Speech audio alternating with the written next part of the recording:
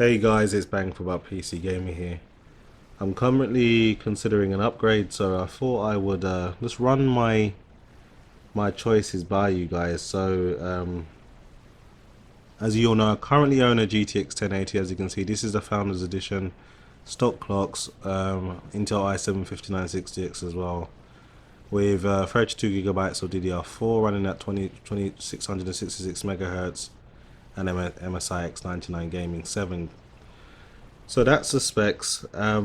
What I plan to do is either get myself an Nvidia Titan X. You're probably wondering, why would you get a Titan X so close to the release of the GTX 1080 Ti? Well, the truth is, the GTX 1080 Ti probably isn't going to be fast enough to push 4K 60 FPS for me, and I'm currently back to 4K. The reason is, I do a lot of editing as much as I do playing games, and when you edit on 4K, the real estate really helps with your production and the space you have to work on your timeline. And 1440p is obviously a big improvement on 1080p, but for me it still isn't enough because I work with a lot of layers with my videos, and it really helps while editing at 4K. So what I would have to do if I was to purchase a Titan X is to part with my GTX 1080 and fork out £1,100. I am in the UK, so that's how much it would cost me. But I do have another option, and that is to go with another GTX 1080. Now, funnily enough, the card I bought at launch was £630. It's now pretty much £700, and that's obviously due to the UK leaving the EU, or proposed to leave to the EU. We haven't done that yet, but who knows. I'm not going to get into that. That's for a completely different channel, so I'm going to stick to the subject. And obviously, when you're going to consider something like this, you do have to do a bit of research. So I've been looking at some benchmarks. So this is courtesy of Eurogamer, aka Digital Foundry. I'm sure you guys are all aware of them. They do great work. So looking at Assassin's Creed Unity, Ultra Settings, FXAA, single GTX 1080 pushing 35.4, single Titan X only pushing 43.1, and 1080 SLI pushing 67.5. So obviously, on a Ubisoft game like Assassin's Creed Unity, you would have to go multi-GPU just to get anywhere near 60 FPS. Looking at Ashes of the Singularity, a single GTX 1080 can achieve 60 frames per second, as well as the Titan X. I'm not too sure why it's only 3 frames per second apart. It's got to be some kind of anomaly there. But as you can see, the 1080 SLI running away with almost 21 frames per second higher than a single GTX 1080.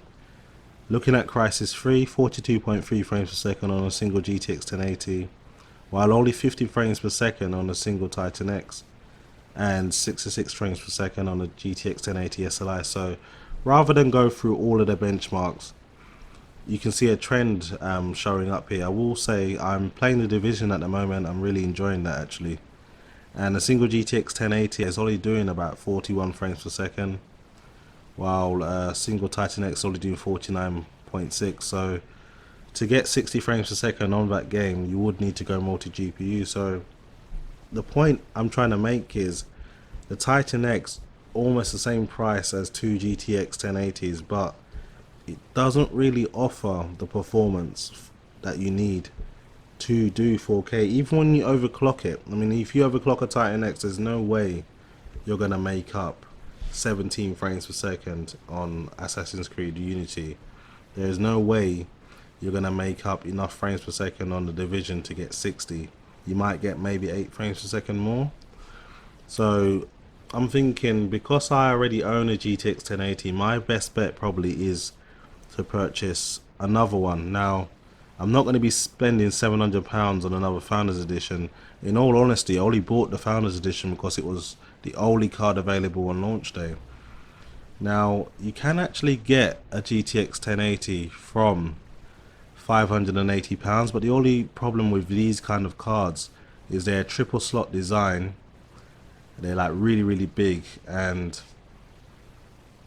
and it's got blue on it as well, so it's not great for my color scheme, which is currently black, red, and a bit of silver.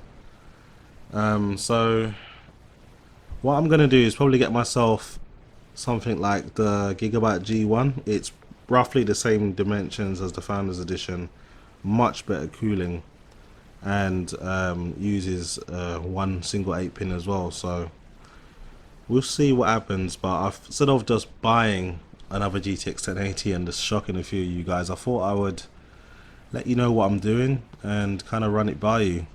So as you can see, I'm obviously turning my back on the prospects of the AMD VEGA and the GTX 1080 Ti. Reason being, the GTX 1080 Ti will be there and thereabouts with the Titan X. It won't be as fast, but a little bit behind.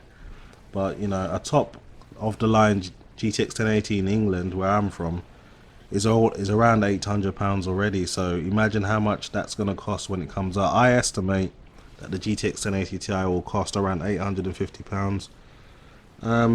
As far as AMD VEGA goes, I've seen it's got really good performance in Doom under Vulkan, just about beating out a GTX 1080, and that was a stock GTX 1080 as well. So you know, that's the best case scenario. In other games, it's going to be, you know, trading blows. So I'm not really interested, to be honest. Like, I'm looking past the performance of a GTX 1080, and I'm looking past the performance of the AMD VEGA. So it needs to be at least as fast as a Titan X or faster. So that's the reason I'm probably going to go with the GTX 1080 SLI. Another thing I am interested in is I own a 5960X, which means both of my cards can run at full bandwidth of 16 times, and it also means I can add that with the new high bandwidth bridge as well. So that should be interesting. So look forward to some benchmarking sessions. I should bring you guys some videos very soon. But that's pretty much it for me. I thought I'd just let you guys know what I'm doing, and thanks for watching. Hope you guys enjoy your holidays, and I'll see you guys soon in my next video.